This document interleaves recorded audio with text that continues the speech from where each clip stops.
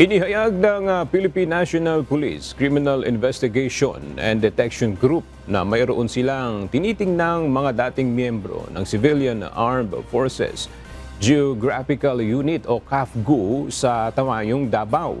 Kaugnay ito sa isinasagawang investigasyon sa umano'y Angels of Death ni Apollo Kibuloy.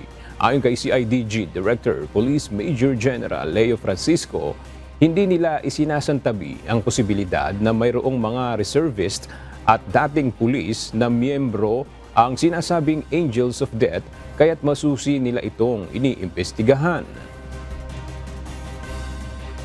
Marami tayong inimbestigahan yan dahil yung mga history, previous history, so yung mga na-train na sabihin nating dating CAFGU, tinitingnan natin yon kung sila ay kasama sa Angels of Death.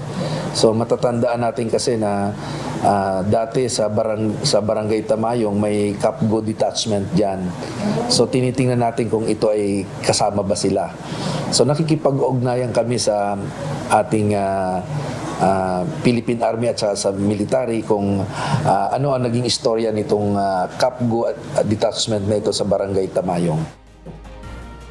Sinabi rin ni Francisco na pinag-aaralan na sa ngayon ng CIDG kung maaring gawing testigo ang isang miyembro umano ng Angels of Death na hawak ngayon ng Davao Police. Ang Angels of Death ang sinasabing ginagamit ni Kibuloy na panakot sa mga biktima nito upang huwag magsumbong sa mga otoridad.